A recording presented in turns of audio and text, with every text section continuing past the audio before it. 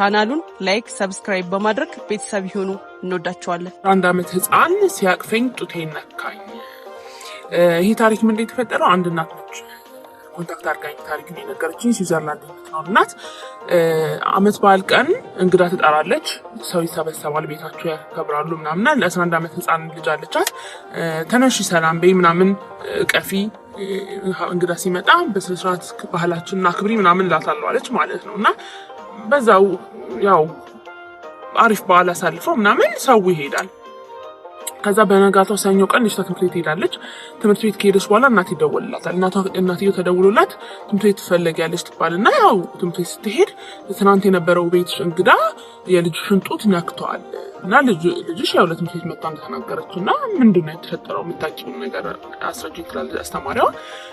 እናትየው ሾክ ነው እንኳለች። በጣም ነው የጨነቀኝ የደነገጥኩት እና ልጄን ማውራት ጀመርኩ። ለምንድነው ያልነገርሽኝ? ማነው እንደዚህ ያደረገው ስላት ስም ጠርታ ነገረችኝ።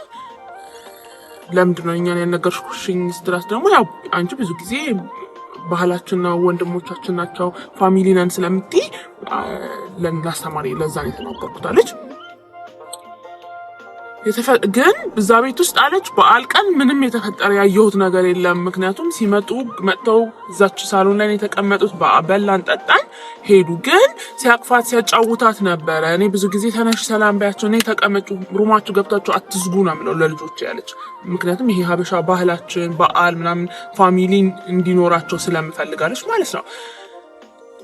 እና ያው ፋሚሊ ሰውየውም ፋሚሊ ነገር ስለሆነ እሱን ለማውራት ሞከረች። በተአምር ባለትዳር ነው፣ የልጆች አባት ነው። መጥቶ አወራ፣ ምንም ነገር ለማስረዳት ሞከረ። ብዙ ፕሮሰስ ሄዷል።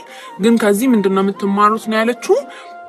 ኦፍ ኮርስ እኔም እላለሁ ብዙ ጊዜ ሰላም ባያቸው ተነሺ አክብሪ ተጫዋችን የሩምሽን አትግቢ እላለሁ ለልጄ ገባችሁ። ግን ባናስገድዳቸው እቃፉ ሳሙ እንደዚህ ምናምን ብለን ልጆቻችን ባናስገድድ ብላ ነው የኔን ቪዲዮዎች ስላየች ነው ይሄን ኮንታክት አድርጋ የነገረችኝ። እና ያ ሰውየው አሁን ሳያስበው ሲያቅፋት ወይ ሲያጫውታት ምናምን ልጆች ነክቷት ሊሆን ይችላል።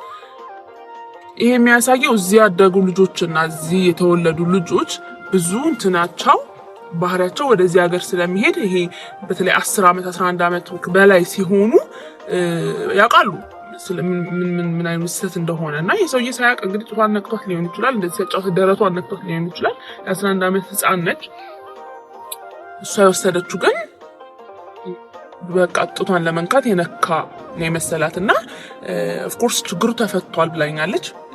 ምንም ትልቅ ችግር አልተፈጠረም። አውሮቼ አስተማሪዎችን ማስረዳቻቸዋለሁ። ግን ደግሞ ለሌሎች እናቶችና ቤተሰቦች ትምህርት ይሆናል ባናስገድዳቸው ሳሙ ቀፉ ብለን ከፍላጎታቸው ውጭ ባንጫናቸው ችግር ይዞ ሊመጣ ስለሚችል ነው ያለችኝ። አይ ሆፕ እኔ ተምሬበታለሁ።